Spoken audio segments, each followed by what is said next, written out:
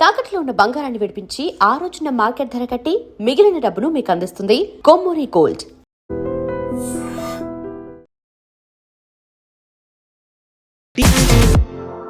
నమస్తే, నేను Kavitha. Welcome to I dream news and నిజాలు. డియాగో గార్సియో ఒక దీవి పేరు. ఇది భారతదేశానికి అతి సమీపంలో, అంటే 1800 కిలోమీటర్ల దూరంలో ఉంటుంది. ఇక్కడ జనాభా అసలే లేదు. కాకపోతే అతి సుందరమైనటువంటి పర్యాటక ప్రాంతం అయినప్పటికీ పర్మిషన్స్ లేకుండా అక్కడికి ఎవరూ వెళ్ళడానికి లేదు. జనాభా లేకపోయినప్పటికీ అక్కడ యుఎస్ ఆర్మీ ఉంటుంది, యూకే ఆర్మీ కూడా అక్కడే ఉంటుంది. బట్ ట్రంప్ కళ్ళు ఇప్పుడు గ్రీన్లాండ్స్ తర్వాత డియాగో గార్సియా మీద ఎందుకు పడ్డాయి? ఎందుకని యూకే మీద ఇప్పుడు ట్రంప్కి అంత కోపం వచ్చింది? మనతో పాటుగా ఉన్నారు సీనియర్ జర్నలిస్ట్ సురేష్ కొచ్చాతిల్ గారు. సార్ నమస్తే. సో గ్రేటెస్ట్ స్టూపిడిటీ అంటున్నాడు ట్రంప్ యూకే డియాగో గార్సియాని మారిషస్కి అప్పగించడాన్ని. బట్ అది మన దగ్గరే ఉంటే మనకు హెల్ప్ అవుతుంది అనేటువంటి మాట. అసలు జనాభా లేని దగ్గర ఎందుకని ఇప్పుడు గ్రీన్లాండ్స్ తర్వాత దీని మీద కన్నేశాడు ట్రంప్? డియాగో గార్సియా అనేది మారిషస్ వాళ్ళ ఐలాండ్స్. వాళ్ళది చాలా ఐలాండ్స్ ఉన్నాయి వాళ్ళ దగ్గర. దాంట్లో 60 ఐలాండ్స్ పేరు చెగోస్ ఐలాండ్స్ అన్నది, పార్ట్ ఆఫ్ మారిషస్. కానీ ఆ టైంలో బ్రిటిష్, డచ్, ఫ్రెంచ్ వీళ్ళందరూ పరిపాలించారు ఈ ఏరియాలో. మన దగ్గర కూడా ఈస్ట్ ఇండియా కంపెనీ వచ్చారు ఆ టైంలో. సో ఈ చెగోస్ ఐలాండ్స్ని బ్రిటిష్ ఆ టైంలో I think it was 1814 occupy చేసుకున్నారు. దాని తర్వాత వాళ్ళ దగ్గరే ఉండేది. స్లోలీ ఈ కోల్డ్ వార్ అంతా స్టార్ట్ అయిన టైంలో యూఎస్ కూడా అక్కడ ఒక బేస్ సెటప్ చేసుకున్నారు. ఫస్ట్ యూకే బేసే, అది యూఎస్ కూడా వాడుకుంటున్నారు అన్నమాట దానికోసం. సో దీన్ని డియాగో గార్సియా అని పేరు పెట్టారు. ఉన్న 60 ఐలాండ్స్లో ఒక ఐలాండ్ ఇది అన్నమాట. అక్కడ US military, US air force, US navy ముగ్గురు ఉన్నారు అక్కడ. యుఎస్ ఆర్మ్ ఫోర్సెస్ అని చెప్పొచ్చు అన్నమాట. వీళ్ళేం చేశారంటే అప్పుడు, దట్ ఈస్ స్పెసిఫిక్లీ అరౌండ్ 2010 నుంచి దానికన్నా ముందు 2000లో కూడా దాని ఆఫ్ఘనిస్తాన్, ఇరాక్, లిబియా లాంటి, ఈవెన్ వియట్నాం టైంలో కూడా వీళ్ళు వాడుకున్నారు దాన్ని. So you can see even from the 1960s it was used అన్నమాట. దాన్ని రెగ్యులర్గా వాడుకొని పోతున్నప్పుడు ఇప్పుడు ఏమైందంటే సడన్గా ఒప్పందం చేసుకున్నారు ఎవరు, మారిషస్ అండ్ యూకే. అంటే మేము రిటర్న్ ఇచ్చేస్తున్నాం మీకు ఐలాండ్స్ అని చెప్పి చాలాని వీళ్ళు ప్రెషర్ పెడుతున్నారు. మారిషస్, మా ఐలాండ్స్ మీరు పెట్టుకున్నారు, మాకు రిటర్న్ ఇచ్చేసేయండి అని. అప్పుడు కూడా మారిషస్ ఏమన్నారంటే డియాగో గార్సియా మీ దగ్గర పెట్టేసుకోండి, మాకు అక్కర్లేదు. We know you spent a lot of money, చాలా డబ్బులు ఖర్చు పెట్టారు, స్ట్రాటజిక్గా మీకు చాలా వాల్యూ ఉందని యూఎస్ దగ్గర డైరెక్ట్ మాట్లాడకుండా యూకే దగ్గర మాట్లాడుతున్నారు. ఎందుకంటే UK has the right over the islands. వీళ్ళేం చెప్పారంటే మాకు ప్రతి సంవత్సరం యూకే కూడా అంగీకరించారు, $100 million మీకు ఇచ్చేస్తాం. ఐలాండ్ వాడుకునే దానికి $100 million అంటే ఆల్మోస్ట్ ఒక 800 కోట్లని పెట్టుకోవచ్చు, మీకు ఇచ్చేస్తాం. రెంట్, లీజ్ రెంట్, దానికి 99 సంవత్సరాలకి లీజ్ రాసి ఇచ్చేస్తానని చెప్పి. సో ప్రాబ్లం ఏం లేదు. కానీ ట్రంప్కి ఇప్పుడు ప్రాబ్లం ఎక్కడ వచ్చిందంటే, ఆయన ఒక సంవత్సరం ముందు ఇదే ఒప్పందం పెట్టినప్పుడు వెల్కమ్ చేసిన మనిషి. ఆ స్టేట్మెంట్ ఇప్పుడు కూడా మీకు గూగుల్ చేసి మీకు వచ్చేస్తుంది. వెరీ గుడ్ డిసిషన్, చాలా బాగా చేశారు, ఇట్లానే మనం ఇంకా చేయాలి, అది ఇదని చెప్పారు. అదే మనిషి ఇప్పుడు ప్యానిక్ అవుతున్నారు. ఎందుకంటే మనం చూసాం గ్రీన్లాండ్స్ వచ్చినప్పుడు అదే ఇష్యూ వచ్చింది. దీనికొని ముందు గ్రీన్లాండ్స్ గురించి ఎక్కువ మాట్లాడలేదు. ఫస్ట్ టైంలో ఒకసారి చెప్పేసి దాని తర్వాత ఊరుకున్నారు. సడన్గా ఇప్పుడు నాకు గ్రీన్లాండ్స్ కావాలంటున్నారు, కెనడా కావాలంటున్నారు. ప్రతి ఎక్కడైనా దొరికితే ల్యాండ్ నాకు రియల్ ఎస్టేట్ అయినా, దట్ ఈస్ హౌ ఈ ఫంక్షన్స్ అనమాట. ఒక పీస్ ఆఫ్ ల్యాండ్ కనిపిస్తే, మన దగ్గర పాత ఒక మంత్రి ఉండే, ఆయన పేరు చెప్పను కానీ, ఆయన అంటున్న ప్రతి ఊరికి వెళ్ళినప్పుడు మహిళలు దాచుకుంటారని చెప్తారు చూడండి, గబ్బర్ సింగ్ అట్లాంటి వాళ్ళు వస్తున్నప్పుడు, మన మంత్రి గారు వెళ్ళినప్పుడు ల్యాండ్లన్నీ దాచుకుంటాయంట, భూములన్నీ దాచుకుంటారంట. అందుకని అంతా ఎక్కడ కనిపిస్తే తీసుకుంటాడు, గుంజుకుంటాడు. అది ఇది కూడా పరిస్థితి ట్రంప్. ఇప్పుడు డియాగో గార్సియా ఐలాండ్ని స్ట్రాటజిక్గా వీళ్ళు సౌత్ ఏషియా, చైనాని అడ్డుకోవడానికి యూజ్ చేస్తున్నారు. చైనా ఏం చేస్తున్నారు ఇప్పుడు, లేటెస్ట్ యూజ్ ఎట్లా జరిగిందంటే, మన B-2 బాంబర్స్ మన ఇరాన్ మీద బాంబింగ్ చేసినప్పుడు దాన్ని వాడుకున్నారు వీళ్ళు. దానికన్నా ముందు ఆఫ్ఘనిస్తాన్ పైన కూడా చాలా మటుకు బాంబింగ్ జరిగినప్పుడు టోరా మౌంటైన్స్ మీద కూడా యూజ్ చేశారు ఇది. కానీ ఇప్పుడు ఎందుకు, మీరు అడిగిన ప్రశ్నకి ఇప్పుడు సడన్గా ట్రంప్కి ఇంత ఇంట్రెస్ట్ ఎందుకు వచ్చిందంటే, భయం. ఈ మిగతా 59 ఐలాండ్స్ డియాగో గార్సియా పక్కన పెడితే భారతదేశానికి అప్పగిస్తున్నారు. మనం ఏం చెప్పామంటే దాన్ని హైడ్రోలాజికల్గా, స్ట్రాటజిక్గా అక్కడ ఉన్న బయో రిజర్వ్, ఎందుకంటే అది చాలా ఎకలాజికలీ సెన్సిటివ్ ప్లేస్, అక్కడ మీరు పెద్ద పెద్ద బిల్డింగ్లు కట్టలేరు. So it has to be preserved like that. దానికోసం కావాల్సిన హెల్ప్ అంతా మేము చేస్తామని చెప్పి భారతదేశం, మారిషస్ ఒక ఒప్పందం చేసుకున్నారు. ఆ టైంలో ఇప్పుడు ట్రంప్కి టెన్షన్ ఏమొస్తుందంటే అక్కడ భారతదేశం వచ్చి కూర్చుంటే వాళ్ళు మిగతా రష్యాకి చెప్తారో లేకుంటే మేము కూడా ఏం చేస్తున్నామని భారతదేశం తెలిసిపోతుంది. అదొక టెన్షన్ ఇప్పుడు ట్రంప్కి వచ్చేస్తున్నారు. దానికోసం ఇప్పుడు ఆయన వ్యతిరేకిస్తున్నారు. ఇదే టైంలో బ్రిటిష్ పార్లమెంట్లో కూడా డిస్కషన్ నడుస్తుంది. అక్కడ రిఫార్మ్ పార్టీ వాళ్ళు దీన్ని వ్యతిరేకించారు. మీరు ఎట్లా ఒప్పందం చేస్తారు? మనం బ్రిటన్ మర్చిపోతున్నారు. ఒక టైంలో sun will never set the British empire అని చెప్పారు. రవి అస్తమించని సామ్రాజ్యం ఇప్పుడు ఎక్కడ పోయిందండి ఆ సామ్రాజ్యం? అడ్రస్ లేకుండా పోయింది. ఒక టైంలో సిలోన్, భారతదేశం, భారత్ అంటే మొత్తం including Afghanistan, Pakistan, whatever is there right now, ఇటువైపు ఫిలిప్పీన్స్, అటువైపు ఇండోనేషియా మొత్తం ఆక్యుపై చేసుకునే వీలే ఉండే కదా బ్రిటన్. దాని తర్వాత అక్కడిక్కడ ఫ్రెంచ్ వాళ్ళు ఉన్నారు, డచ్ వాళ్ళు ఉన్నారంతా. ఇన్ఫ్యాక్ట్ డచ్ వాళ్ళు ఫస్ట్ వచ్చారు. డచ్ ఆర్మీ వచ్చిన తర్వాతనే భారతదేశం మీద ఫస్ట్ ఆక్రమించుకున్న డచ్ వాళ్ళు. మన కోసం మన దగ్గర భీమ్లీ వైపు మీకు కనిపిస్తుంది, వాళ్ళ సెటిల్మెంట్ ఉంటుంది అటువైపు. ఎందుకంటే మన దగ్గర ఆ టైంలో అన్నిటికంటే పెద్ద పోర్ట్ మచిలీపట్నం ఉండే, మచిలీపట్నం. అక్కడి నుంచే బ్రిటిష్ వాళ్ళు కూడా దూరారు లోపలికి. దానికోసం వాళ్ళు కలకట్టాకి వెళ్ళారు, ఢిల్లీకి వెళ్ళలేదు ఫస్ట్. తో ఈ డచ్ వాళ్ళు ఏమైందంటే మార్తాండవర్మ అప్పుడు ఉన్న రాజా, ట్రావెంకోర్ రాజాతోని వాళ్ళ నేవీ కూడా చాలా పవర్ఫుల్ ఉండే. ట్రావెంకోర్ నేవీ, డచ్ నేవీ దానికన్నా బెటర్. అంటే వరల్డ్లో నంబర్ 1 నేవీ డచ్. సో వీళ్ళ మెయిన్ బేస్ సిలోన్లో ఉండే. సిలోన్లో ఉన్నప్పుడు ఇక్కడ ఇటు పక్కన బ్రిటిష్ వాళ్ళు ఉన్నారు. అదే మేము చెప్పాను చూడండి, ఐలాండ్స్ అన్నీ వాళ్ళ దగ్గర ఉండే. మాల్డీవ్స్ కూడా వాళ్ళ దగ్గర ఉండే. యాక్చువల్లీ మాల్డీవ్స్ నుంచి మారిషియస్, సెషెల్స్ అంతా బ్రిటిష్ వాళ్ళ చేతిలో ఉండే. సో ఈ సిలోన్ నుంచి వీళ్ళు మార్తాండవర్మ మీద అటాక్ చేశారు, భారతదేశాన్ని ఆక్యుపై చేసుకోవడానికి. అప్పుడు బ్రిటిష్ వాళ్ళు రాలేదు ఇండియాకి. ఇంకా East India, Dutch East India company ఉండేది, not British East India company. Battle of Colachel అని చెప్పి ఇప్పుడు కూడా మీరు కన్యాకుమారికి వెళ్తున్న రూట్లో ఒక పెద్ద మాన్యుమెంట్ కనిపిస్తుంది మీకు, టవర్ లాగా.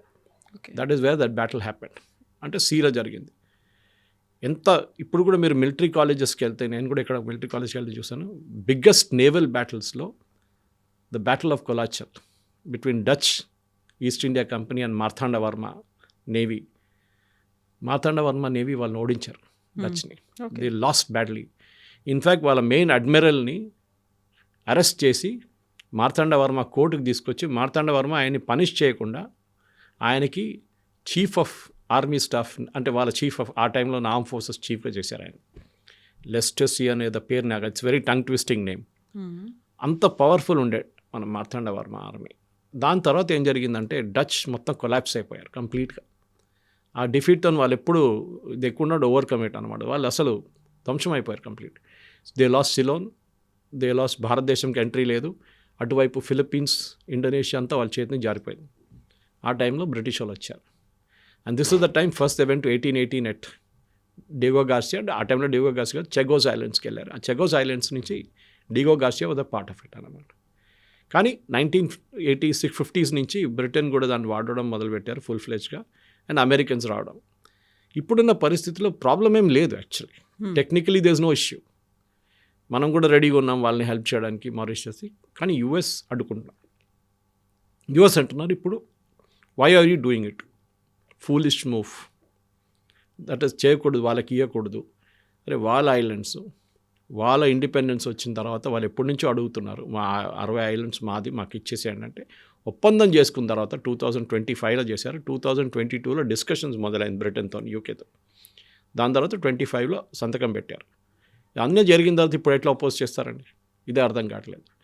సో మీ బేస్ పోతుందంటే ఒక భయం ఉంటుంది, అది లేదు కదా ఇప్పుడు. The base still there. కానీ అటువైపు భారతదేశం ఏమో మేము ఆ మిగతా ఐలాండ్స్ని హైడ్రలాజికల్గా డెవలప్ చేసి అక్కడున్న మెరైన్ రిసోర్సెస్ని కూడా మేము, అది ఫిషరీ ఉండొచ్చు, మిగతా ఏమైనా ఉండొచ్చు, మేము డెవలప్ చేసి ఇస్తామని చెప్పి ఒక ప్రాజెక్ట్స్ మొదలు పెడదాం అనుకుంటే ఈ ప్రాబ్లం మొదలైందని. సో అమెరికా ఎక్కడో ఉంది, యూకే ఇంకెక్కడో ఉంది, అక్కడి నుంచి ఇక్కడి దాకా వచ్చి వాళ్ళకి బేస్ని సెట్ చేసుకోవాల్సినటువంటి అవసరం ఏముంది? ఎందుకంత ఎక్కడో అన్మాన్డ్ దీవులు ఏవైతే ఉన్నాయో వాటి దగ్గరికి వెళ్ళి వీళ్ళు అన్నిటినీ త్రివిధ దళాలని అక్కడ మోహరించుకునేంత థ్రెట్ ఎందుకని అనిపిస్తోంది వాళ్ళకి? థ్రెట్ ఏంటంటే వాళ్ళకి మెయిన్గా భయం రష్యన్స్ వస్తారని ఒక భయం ఉండే ముందే. అంటే మారిషస్ ఇండియాకి ఇవ్వకుండా రష్యాకి ఇస్తారు, లేకుంటే ఇండియా రష్యా కోసం పనిచేస్తారు అని ఒక డౌట్ ఉంది. అంటే ఎన్ని ఎయిర్క్రాఫ్ట్ ఉంది, ఎన్ని నేవల్ షిప్స్ అక్కడ ఉన్నాయి, ఎప్పుడు టేక్ ఆఫ్ చేస్తుంది, ఎప్పుడు ల్యాండ్ చేస్తుంది ఎయిర్క్రాఫ్ట్, ఎంతోమంది అక్కడ ఉన్నారు. ఇప్పుడు 2500 మంది ఉన్నారు పర్సనల్ అక్కడ. అంతే, దానికన్నా ఎక్కువ వాళ్ళు తట్టుకోలేరు ఐలాండ్స్. అది ఇట్స్ వెరీ సెన్సిటివ్ అనమాట. అక్కడ మీరు డ్రైనేజ్ ఫెసిలిటీస్ ఉండదు, తక్కువ డ్రింకింగ్ వాటర్ పవర్ సప్లై ఇదంతా మన లక్షద్వీప్ లాగా మన అండమాన్స్ లాగానే ఉంటుంది అనమాట. సో మనం ఏం చేస్తున్నాం అంటే మన వైపు నుంచి కూడా వీఆర్ నౌ ఒక కాన్సన్ట్రేషన్ ఏంటంటే ఒకటి శ్రీలంక వైపు నుంచి, ఇంకోటి గ్రేట్ నికోబార్ ప్రాజెక్ట్ ఒకటి, ఇటువైపు లక్షద్వీప్లో we are set up full fledged naval command. ఇప్పుడు మన దగ్గర మాల్డీవ్స్లో ఆల్రెడీ ఉన్నారు. ఆ క్యాంపెయిన్ నడిపించిన తర్వాత కూడా మ్యూజియం కేమ్ డౌన్ అండ్ ఇప్పుడు అగ్రీ చేశారు. అక్కడ మన ఇక్కడ నేవల్ ఫెసిలిటీ ఒకటి ఉంది అక్కడ. శ్రీలంకలో మనం అక్కడ ఉన్న ఒక నేవల్ డాక్యార్డ్ని కొనుక్కున్నాం. ఎందుకంటే చైనా కూడా వచ్చి హంబాబోటా పోర్ట్ టేక్ ఓవర్ చేసుకున్నప్పుడు అప్పుడు ఇమ్మీడియట్గా మనకి రెడ్ ఫ్లాగ్స్ రైజ్ అయినాయి. మనం కూడా ఒక ప్రెజెన్స్ ఉండాలని చెప్పి లక్కీలీ ఒక 2 సంవత్సరాల ముందు ఒక శ్రీలంకన్ ఒక నేవల్ షిప్ యార్డ్ బ్యాంక్రప్ట్ అయిపోయారు, దివాలా అయిపోయారు. అప్పుడు మన మ్యాజగాన్ డాక్, మన దగ్గర ఉన్న గవర్నమెంట్ ఆఫ్ ఇండియా వాళ్ళ Mazagon dock even though individual కంపెనీగా ఇన్వెస్ట్ చేసి ఆ టేక్ ఓవర్ చేసుకున్నాం. సో మనకు presence great Nicobar, Colombo, Maldives, Mauritius, Lakshadweep, string of pearls. In fact Maldives అనే islands Lakshadweep extension. The last island లక్షద్వీప్లో ఉన్నది I think it's Minicoy. Minicoy ఐలాండ్లో మాట్లాడుతున్న భాషనే మాల్డీవ్స్లో మాట్లాడతారు. The same language they speak. అప్పుడు అంత క్లోజ్ రిలేషన్షిప్ ఉందన్నమాట మనకి. ఇండియన్ ఓషన్ అనేది కవిత గారు చాలా మట్టుకు ఇప్పుడు ఒక చాలా క్రూషియల్ ఏరియా అయిపోయింది. ఒకటి China presence. China South China Sea నుంచి మలక్కా స్ట్రైట్స్ అంటే it start somewhere just near Sri Lanka నుంచి మొదలై త్రూ ద ఇండోనేషియన్ రీజన్ అది ఆస్ట్రేలియా వైపు అవుతుంది. ఆ మలక్కా స్ట్రైట్స్ కూడా ఆల్మోస్ట్ 60% వరల్డ్లో ఉన్న ఆయిల్ ఆ స్ట్రైట్స్ నుంచి పాస్ అవుతుంది. రెడ్ సీ అక్కడి నుంచి స్టార్ట్ అయ్యి స్ట్రైట్ ఆఫ్ హోర్మూజ్ నుంచి వచ్చి ఇటువైపు అరేబియన్ సీ నుంచి వచ్చి ఇండియన్ ఓషన్ నుంచి మలక్కా స్ట్రైట్ నుంచి అక్కడికి. ఇది కంట్రోల్ చేయడం అని చాలా క్రూషియల్ అయిపోయింది ఇప్పుడున్న జియో పాలిటిక్స్లో. యుఎస్ ఏమంటున్నారు, వీళ్ళని చైనాని ఎక్కడ ఉంచుకోకూడదు. దానికోసం చూడండి, let us keep Maldives separate, Mauritius separate పెడదాం, ఇప్పుడున్న డైగోగాషియన్ సపరేట్ పెడదాం. యుఎస్ ఏం చేశారంటే బంగ్లాదేశ్కి ఎందుకు వెళ్ళారని చాలామంది అడిగారు. దాని రిప్లై ఇక్కడ ఉంది, బంగ్లాదేశ్కి ఎందుకు వెళ్ళారనేది. బంగ్లాదేశ్లో వాళ్ళు అక్కడి నుంచి లిజనింగ్ పోస్ట్ పెట్టుకున్నారు. అంటే ఏం చేస్తున్నారు చైనా అని చెప్పి చిటగాంగ్ పోర్ట్లో కూడా ఇప్పుడు యుఎస్ షిప్స్ రెగ్యులర్గా వస్తూ పోతుంది. అది కాకుండా మయన్మార్లో టిప్ ఆఫ్ మయన్మార్ ఒకటి అండ్ మయన్మార్ 2 సైడ్లలో వాళ్ళు 3 పోస్టులు కొనుక్కున్నారు వాళ్ళు. అంటే లీజ్లో తీసుకున్నారు. వెరీ సీక్రెట్, ఎక్కువ గొడవ చేయరు వాళ్ళు దాని గురించి. అక్కడి నుంచి కూడా చైనీస్ని ట్రాక్ చేస్తున్నారు అమెరికా. చైనా, రష్యా కన్నా ఎక్కువ ప్రాబ్లం అమెరికాకి చైనాతోనే ఉంది.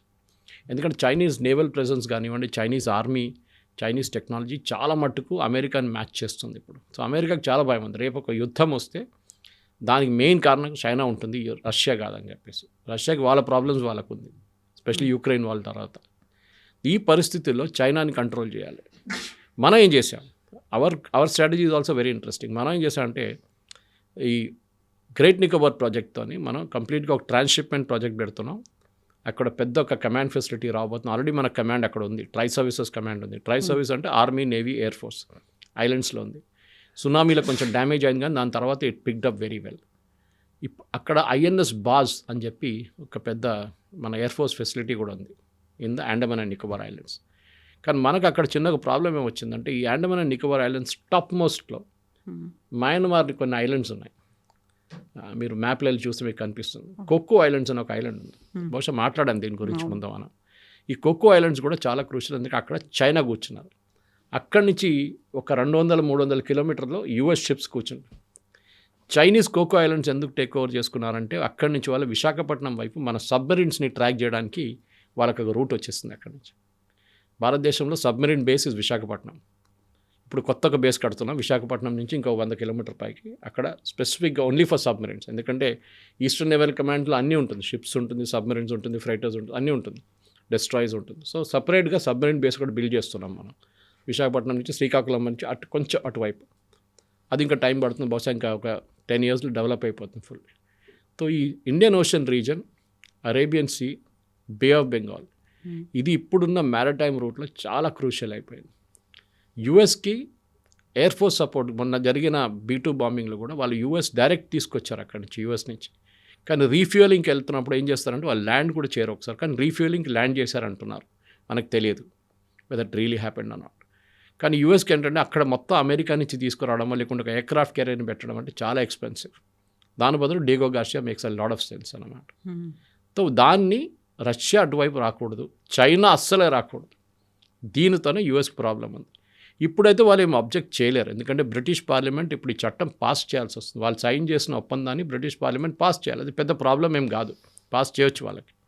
లేకుంటే బ్రిటన్ క్రెడిబిలిటీ ఉండదు. రేపు మీరు ఒప్పందం పెట్టి మీ పార్లమెంట్కి మీ సైన్ మీరు పాస్ చేయలేకపోతే మళ్ళీ ఏం గవర్నమెంట్ రా అని అడుగుతారు మీరు కేర్ స్టామర్ దగ్గర.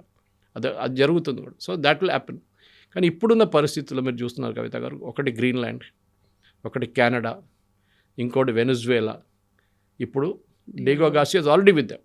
కానీ ట్రంప్కి ఎక్కడ కొంచెం ప్లేస్ కనిపిస్తే అక్కడ ఆయన నాకు ఇక్కడ కావాలి, ఇది నా యుఎస్ టెరిటరీ అంటున్నారు. This is becoming major embarrassment actually. ఎందుకంటే నిన్న చూసాం మన ప్రెసిడెంట్ మ్యాక్రాన్ మీద కూడా ఆయన పర్సనల్ చాట్స్, వాట్సాప్ చాట్ తీసుకొచ్చి సోషల్ మీడియాలో వేసేసారు, విచ్ ఇస్ నాట్ డన్. ఇప్పుడు మన ఇద్దరు మాట్లాడుకున్నప్పుడు వాట్సాప్లో అది మూడో మనిషికి తెలియకూడదు. Exactly. It might be a secret, it might be a personal chat, whatever it is, or nothing at all. అప్పుడు కూడా ఎందుకు బయట లోకంగా ఎందుకు తెలియాలి? ఇది ట్రంప్ ఒక ఇమ్మెచ్యూరిటీ చూపిస్తుంది కవిత గారు. That is very very sad. ఎందుకంటే కోపం వస్తే చిన్నపిల్లలు అన్నీ బయటికి చెప్పేసినట్టుగా. అదే, మమ్మీ ఆడు నన్ను కొట్టాడు, సో నేను వెళ్ళి కొడతాను, మీరు వెళ్ళి కొట్టండి వాడిని, ఇదే జరుగుతుంది. సో ఆ ఇమ్మెచ్యూరిటీ, ఎందుకంటే యుఎస్ ప్రెసిడెంట్ అనగానే ఒక స్టెబిలిటీ ఉండాలి ఎప్పుడు పాలసీలో. ఇదే ట్రంప్ ఒక సంవత్సరం ముందు ఎస్ అని చెప్పిన మనిషి ఈ మారిషియస్ డీల్కి, చెగోస్ ఐలాండ్స్కి, ఇప్పుడు సడన్గా ఎందుకు మారిపోయాడు? ఎంత పెద్ద మార్పు ఏం రాలేదు కదా లాస్ట్ ఒక సంవత్సరంలో. చైనా ఎప్పటి నుంచో ఉన్నారు, రష్యా ఎప్పటి నుంచో ఉంది, మనం కూడా ఉన్నాం, చెగోస్ ఐలాండ్స్ ఉన్నాయి. Well what is the problem now? So వీళ్ళు కూడా అంటున్నారు, యూ కీప్ ద ఐలాండ్, మాకు $100 million ఇచ్చేసేయండి సంవత్సరానికి. అది కూడా ఒప్పందంలో ఉంది, that we will pay you $100 million, which is a big amount. Mauritius లాంటి దేశానికి ఇట్స్ 800 కోట్లు అంటే it is a huge amount. వాళ్ళు వాడుకుంటారు. బహుశా రేపు మనం కూడా ఒక 2 ఐలాండ్లు తీసుకుంటే, అక్కడ లీజ్లో తీసుకుంటే మనం కూడా డబ్బులు కట్టాల్సి వస్తుంది, which we will have to pay. There is no go అనమాట. కానీ ఇది రియల్ ఎస్టేట్ ప్రాబ్లం అయిపోయింది ఇప్పుడు. ఎగ్జాక్ట్లీ. ఎందుకంటే ఇప్పుడు డావోస్లో ఉన్నారు ట్రంప్. ఆయన ఇప్పుడు ఏమంటే, ఫ్రాన్స్ మీద నేను 200% టారిఫ్లు పెట్టేస్తాను, గాజాలో బోర్డ్ ఆఫ్ పీస్లో జాయిన్ చేయలేదు వాళ్ళని చెప్పేసి. మనం కూడా జాయిన్ చేయలేదు కదా, మన మీద ఎందుకు పెట్టట్లేదు? The only country which has said directly yes is UAE. వాళ్ళకి $1 billion ఇస్ నథింగ్, చిల్లర. వాళ్ళకి గుడి బయట కూర్చుంటారు చూడండి, వాళ్ళకి వేయడానికి చిల్లర ఇస్తున్నట్లే వాళ్ళకి చిల్లరలాగా ట్రంప్కి పడేస్తారు, తీసుకో బిచ్చోడని చెప్పేసి. అది జరుగుతుంది. సి గాజా ఆల్సో ట్రంప్కి ఒక రియల్ ఎస్టేట్ ప్రాజెక్ట్ లాగా ఉంది, ఎందుకంటే is like that. Trump towers ఇండియాలో ఎక్కువ ఉందండి. నేను ఫ్రెండ్ చెప్పాను, యూఎస్ కన్నా ఎక్కువ ట్రంప్ టవర్స్ ఇండియాలో ఉంది వాళ్ళ కంపెనీ. అంత రియల్ ఎస్టేట్ ప్రాజెక్ట్ ఇక్కడ కట్టారు ట్రంప్ ఇండియాలో. కానీ గాజాలు ఇప్పుడు ఏం చేయబోతున్నారు? ఆయన ఏమన్నారంటే, we'll make it like a Mediterranean coastline, ఒక పెద్ద luxurious project, hotels, 5 star hotel. అక్కడున్న ప్రజలు ఎక్కడికి వెళ్తారు? ఆయన ఏం చెప్పారు, అందరిని ఈజిప్ట్ పంపించేద్దాం, ఒక 5-6 సంవత్సరాలకి ఈజిప్ట్ పంపించేసి మొత్తం డెమాలిష్ చేసి వీ విల్ రీబిల్డ్ ఇట్ అని. కానీ ఆ రీబిల్డింగ్ ఎప్పుడు ఇజ్రాయెల్ ఒప్పుకోరు. ఇజ్రాయెల్కి భయం అంటే, లాస్ట్ టైం రీబిల్డింగ్ జరిగినప్పుడు టనల్స్ కట్టుకున్నారు దాని కింద. ఆ రీబిల్డింగ్ స్పాన్సర్ చేసింది ఇరాన్, హమాస్ కోసం. ఇప్పుడు ఎవరు స్పాన్సర్ చేస్తారు? మా ఇండియాని పిలిచారు, చాలా దేశాలు పిలిచారు, కెనడాని పిలిచారు, ఫ్రాన్స్, యూఏఈ, సౌదీ అరేబియా, అందరిని పిలిచారు ఆయన. బోర్డ్ ఆఫ్ పీస్, ఎంత పెద్ద బోర్డు ఇవాళ ఎవరు కనిపించదు, 60 మంది 70 మంది ఉండొచ్చు, ప్రెసిడెంట్స్ అండ్ ప్రైమ్ మినిస్టర్స్. అందరూ $1 billion పెట్టాలంట. ఒరిజినల్లీ మీకు గుర్తుంటుంది కవిత గారు, ట్రంప్ ఫస్ట్ గాజా మొత్తం ఈ డెమాలిషన్ ప్లాన్ వచ్చినప్పుడు అందరూ వ్యతిరేకించారు, ఈవెన్ సౌదీ అరేబియా ఆబ్జెక్టెడ్. మేము మొత్తం డెమాలిష్ చేసి కన్స్ట్రక్ట్ పోతాం. అక్కడ అందరూ అడిగిన ప్రశ్న ఇదే, నేను అడిగిన ప్రశ్న, అక్కడ ఉన్న ప్రజలు ఎక్కడికి వెళ్తారు? ఈసారి ఈజిప్ట్ పంపిస్తాం, జార్డన్ పంపించేస్తాం అని డెమాలిషన్ చేసి అన్ని కన్స్ట్రక్ట్ చేసిన వాళ్ళు రిటర్న్ పిలిపించుకుందాం, లేదా అక్కడే ఉండేయండి వాళ్ళని అన్నారు. ఇప్పుడు ప్రాబ్లం ఎక్కడ వస్తుందంటే, గాజాలో పెట్టిన పెట్టుబడికి మనకేమొస్తుంది? మనకి 2 ఫ్లాట్లు ఇస్తారా? అక్కడ మనకి ఒక టవర్ ఇచ్చేస్తారా మనకి? లేకుంటే మనకి ఏదైనా యాక్సెస్ ఇస్తారా? అక్కడ ఏం లేదు. అక్కడ ఏదో పెద్ద రేర్ ఎర్త్స్ ఉంది, అది ఉంది, ఇది ఉంది అంటే ఇంకో మాట. అక్కడ ఇట్ ఈస్ బేసిక్లీ ట్రంప్కి ఏంటంటే, ఆయన అక్కడ ఒక ప్రాజెక్ట్గా డెవలప్ చేసి దాన్ని బహుశా ఒక ట్రంప్ టవర్ లాగా మార్చుకుంటారేమో తర్వాత. అప్పుడు దాకా ఆయన 3 years అయిపోతుంది ఇంకా. Then he will be next president. దీని మీద కాన్సన్ట్రేట్ చేయవచ్చు. గాజా ఒకటి, గ్రీన్లాండ్. ఇప్పుడు గ్రీన్లాండ్ లేటెస్ట్ మీరు చూసుంటారు. ఇప్పుడు జరుగుతున్న దాంట్లో ఇప్పుడు గ్రీన్లాండ్ గురించి అసలు మాట్లాడలేదు. కొన్ని రోజులు, ఒక 3 రోజుల నుంచి గ్రీన్లాండ్ గురించి మాట్లాడింది. అక్కడున్న ప్రజలు కూడా వ్యతిరేకిస్తున్నారు. ఈయనేమన్నారు, అక్కడున్న ప్రతి మనిషికి $100,000 ఇచ్చేద్దాం, $1,00,000. ప్రతి అక్కడ 55,000 మంది ఉన్నారు వాళ్ళందరికీ ఇచ్చేద్దాం. వాళ్ళేమంటున్నారంటే వాళ్ళు పొద్దున్న కూడా చూశాను నేను అక్కడ ఉన్న కొన్ని లీడర్స్ మాట్లాడుతూ ట్రంప్ ఇక్కడ వస్తే ఆయన వెదర్ తట్టుకోలేరు, అంత దారుణమైన వెదర్ ఉంది ఇక్కడ, వాళ్ళ ఫోర్సెస్ తట్టుకోలేరు, ఆల్రెడీ వాళ్ళ బేస్ అక్కడ ఉంది, థూల్స్ ఎయిర్ ఫోర్స్ బేస్ అని ఉండి దాన్ని ఇప్పుడు మార్చి స్పేస్ కమాండ్గా చేశారు. ఇప్పుడు ఇక్కడ వాళ్ళు వచ్చి ఉండలేరు, సరే కావాలంటే ఇంకా 2 బేసులు తీసుకో, మాకు ప్రాబ్లం లేదు, కానీ మేము ఇక్కడ నుంచి వెళ్ళాం, this is our territory. And clearly ఆమె యొక్క క్లాస్ వార్ అని చెప్తుంది, ఎందుకంటే మేము we look like brown skin, మమ్మల్ని వైట్ స్కిన్ వాళ్ళు తీసేస్తున్నారు, ఇది పాత 1800s నుంచి జరుగుతున్న ఒక కోలనైజేషన్ ప్రాసెస్, ట్రంప్ మళ్ళీ తీసుకొస్తున్నారు దాన్ని. సో ఈ పొజిషన్లో గ్రీన్లాండ్ కూడా ఇప్పుడు దే ఆర్ అబ్జెక్టింగ్. దాంతో అన్నిటికంటే పెద్ద ప్రాబ్లం ఇప్పుడు EU స్ప్లిట్ అయిపోయారు కంప్లీట్గా. EU నేను అనుకుంటాను, ఎందుకంటే వాళ్ళంతా 27 దేశాలు ఉన్నాయి EU, అది కాకుండా నేటో కూడా ఉన్న 20+. ఈ నేటో కానీ EU కానీ దే విల్ గెట్ సింప్లీ, ఇది ఏదైనా గ్రీన్లాండ్ మీద కాలు పెడితే కూడా ట్రంప్ రేపు ఆల్రెడీ ఉన్నారు బేస్, అది కాకుండా మేము ఆక్యుపై చేస్తాము, మేము ఆర్మీని పంపిస్తాము, అది చేస్తాం ఇది చేస్తాను చేస్తే మొత్తం the entire EU mechanism NATO collapse అయిపోతుంది, ఉండదు, నేటో అనే ఒక ఫోర్స్ ఉండే ప్రసక్తే లేదన్నమాట. ఇది ప్రాబ్లం.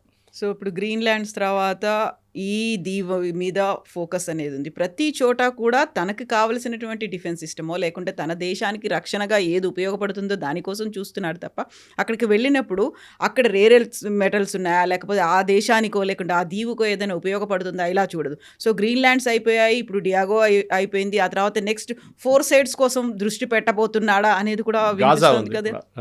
ఎగ్జాక్ట్లీ, రేపు గాజాలకు ఒక బేస్ పెట్టుకోవచ్చు, గాడ్ నోస్, అది కూడా జరగవచ్చు. అంటే గాజాలో అందరిని పంపించేసి హమాస్ అంతా అవుట్ చేసిన తర్వాత నేను అక్కడ బేస్ పెట్టుకుంటాను ఒకటి. ఆల్రెడీ సౌదీ అరేబియాలో ఉంది, బహ్రెయిన్లో ఉన్నాయి, ఖత్తర్లో అన్నిటికంటే పెద్ద బేస్ ఉంది, UAEలో బేస్ ఉన్నాయి, ఇరాక్లో బేస్ ఉంది వాళ్ళకు. ఏ కంట్రీలో లేదని చెప్పండి, పాకిస్తాన్లో ఉంది, బంగ్లాదేశ్లో ఉంది. ఇప్పుడు మనమే ఉండము, possibly we're not given a base to US. దానికోసం డియాగో గార్సియాలో పెట్టుకున్నారు ఆయన. ట్రంప్కి ఏంటంటే కవిత గారు నిన్న కూడా ఆయన మాట్లాడుతున్నప్పుడు, ఇప్పుడు డావోస్కి వెళ్ళే ముందు మాట్లాడారు అట్ ద ఎయిర్పోర్ట్.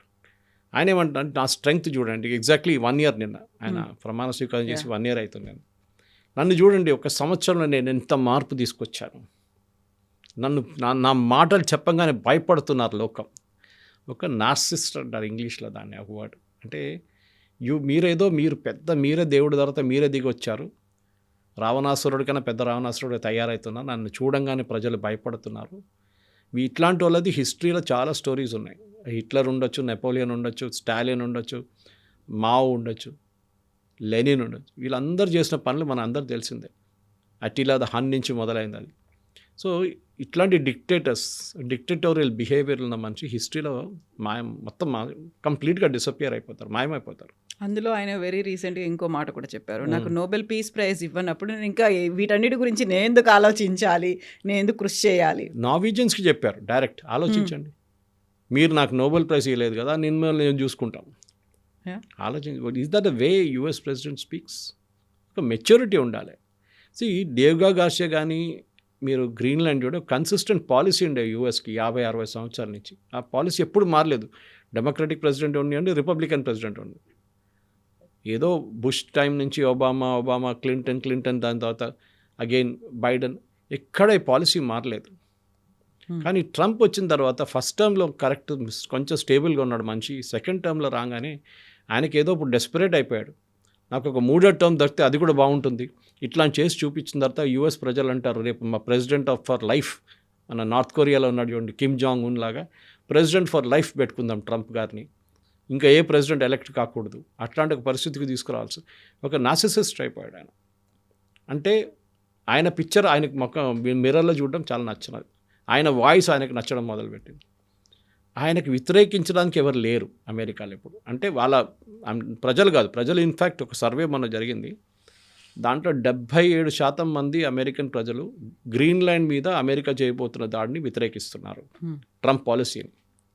ఇప్పుడు ఏమంటారు ఈయన, అది ఆయన క్యాబినెట్, ఆయన ఇన్నర్ క్యాబినెట్లో ఉన్న వాళ్ళు సెక్రటరీ ఆఫ్ స్టేట్ కానీ, డిఫెన్స్ సెక్రటరీ హెస్కెత్ కానీ, వీళ్ళెవ్వరూ ఆయన మీద ఒక్క మాట కూడా రిటర్న్ చెప్పలేకపోతున్నారు. అంత ఒక డిక్టటోరియల్ యాటిట్యూడ్ అయిపోయి, ఏమని అంటే నేను తీసి పడేస్తాను, నేను అయిపోయింది, అవుట్ కథ. మనం చూస్తున్న అటార్నీ చూస్తున్న files, Epstein file hand over చేయాలని చెప్పి ఆయన సాక్ చేసేసారు మొన్న. ఎందుకండి ఇది? FBI ఒక సీనియర్ ఆఫీసర్ని సాక్ చేశారు మొన్న. ఆయనకు ఎవరైనా నచ్చకపోతే అంతే సంగతి. They will just take him and throw him out అనమాట. ఇది యూఎస్కి చాలా డేంజరస్. ఎందుకంటే end of the day US ఒక డిక్టటోరియల్ రాజ్యం కాదు, అది డెమోక్రటిక్ కంట్రీ. ఇప్పుడు మిడ్ టర్మ్ పోల్స్ రాబోతుంది. ఈ నిన్న జడ్జ్మెంట్ రావాలండే టారిఫ్ల గురించి, అది రాలేదు. మళ్ళీ పోస్ట్పోన్ అయింది, వాయిదా పడింది. అది మళ్ళీ ఎప్పుడు వస్తుందో తెలియదు, నెక్స్ట్ వారమో అది కాకుండా నెక్స్ట్ వీక్ ఉండొచ్చు. మిడ్ టర్మ్ పోల్స్ వచ్చినప్పుడు చాలా మటుకు Trump is in a very dangerous territory. అంత నెగటివ్ ఉంది ఇప్పుడు ఇమేజ్. బహుశా దీని తర్వాత ట్రంప్కి రావాల్సిన అన్నిటికంటే పెద్ద పొలిటికల్ ఒక hit will be midterm poll. దాంట్లో ఆయన ఓడిపోయారు అనుకోండి, మిడ్ టర్మ్ పోల్ ఆయన ఓడాడు, ఆయన సీట్లు తగ్గిపోతుంది వాళ్ళ సెనెట్లో, కాంగ్రెస్లో తగ్గిపోతే ఆయన ఒక్క బిల్లు కూడా పాస్ చేయలేరు. ఈ టారిఫ్ మీద సుప్రీంకోర్టు ఓవర్ రూల్ చేస్తే $200 బిలియన్ రిటర్న్ కట్టాల్సి వస్తుంది, ఎవరెవరి దగ్గర తీసుకున్నారు అని. ఆయన ఏమంటారు, నేను పెంచాను చూడండి $200 బిలియన్, ఐ రేస్డ్ క్యాపిటల్.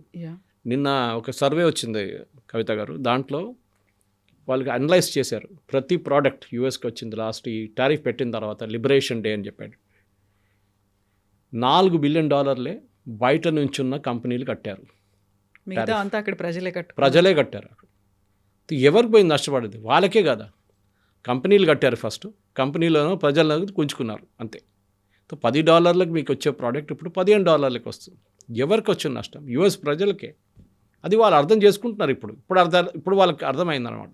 కానీ ఆ మాగా బేస్ ఉంది చూడండి, మేక్ అమెరికా గ్రేట్ అనే, వాళ్ళు ఇప్పుడు అక్కడున్న బయట నుంచి వచ్చిన దేశాల నుంచి వచ్చిన వాళ్ళ మీద చాలా మట్టుకు ఫిజికల్ అని కానీ మెంటల్ ట్రామా క్రియేట్ చేస్తున్నారు. ఒకటి ఐస్ రైడ్స్ నడుస్తుంది, ఇంటి నుంచి వెళ్ళి గుంజుకెళ్తున్నారు రాత్రిపూట, రెస్టారెంట్లో కూర్చున్నప్పుడు గుంజుకెళ్తున్నారు. దాంట్లో ఇండియన్ స్టూడెంట్స్ కూడా చాలామంది ఉన్నారు.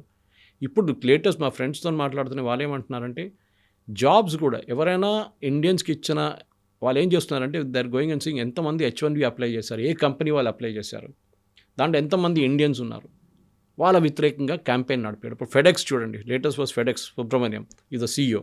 ఆయన మీద you are an Indian so you are taking Indians. ఆయన అన్నారు, లాస్ట్ ఇయర్ నేను 450 అప్లై చేశాను మేము H1B, ఈ సంవత్సరం ఓన్లీ 100 మేము అప్లై చేసింది.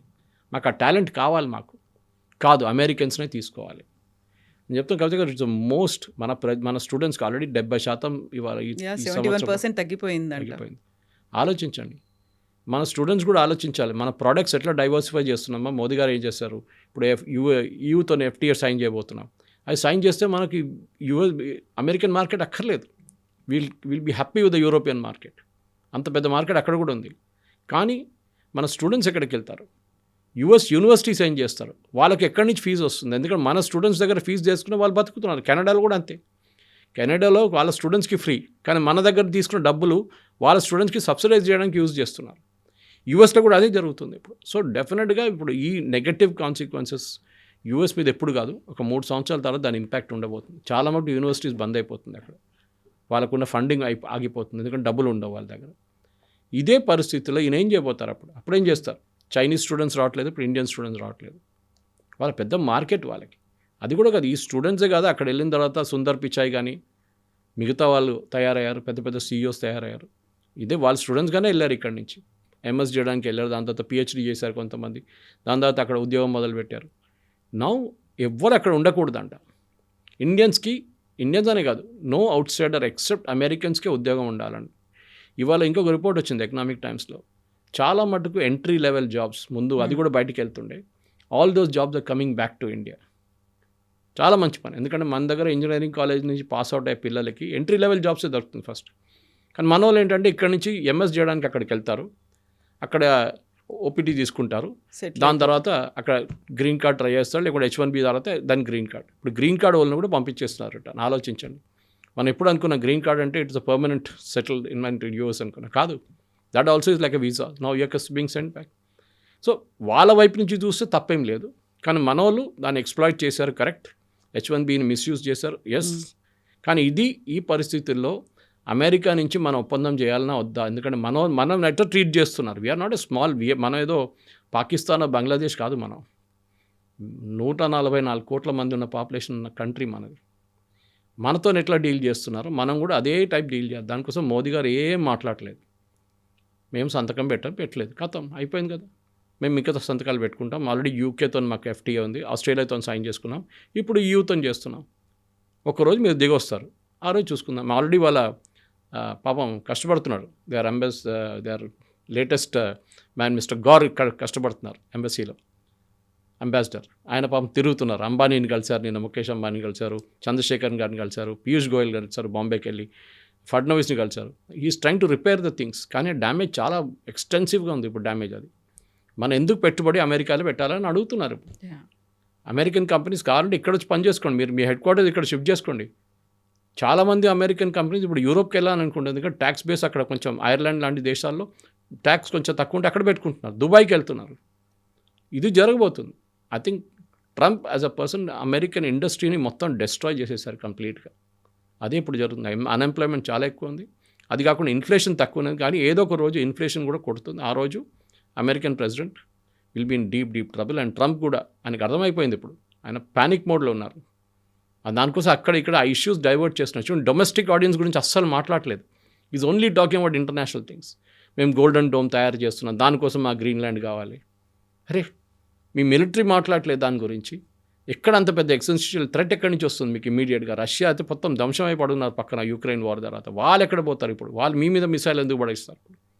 You're not understanding it. NATO వాళ్ళు డబ్బులు పెట్టాలి, వాళ్ళు 5% పెట్టాలి జీడిపిది. నేటో వాళ్ళకి అసలు ట్రంప్తో పడట్లేదు ఇప్పుడు.